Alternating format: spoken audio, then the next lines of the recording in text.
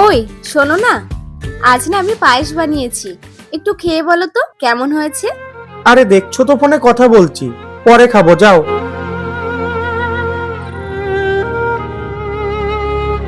কি গো, আজ তো আমার ছুটি আছে, চলো না দুজন মিলে একটু ঘুরে আসি। না গো, আজকে না আমার একটু সময় নেই, আর এমনিতেও শরীরটাও ভালো লাগছে না। কিছুতেই উপায় মেলে না, ও মন বোঝে না।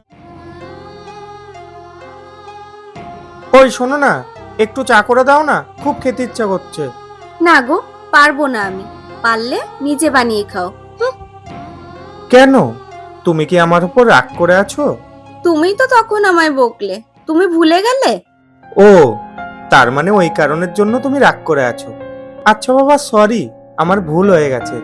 শুধু সরি বললেই হয়ে যাবে?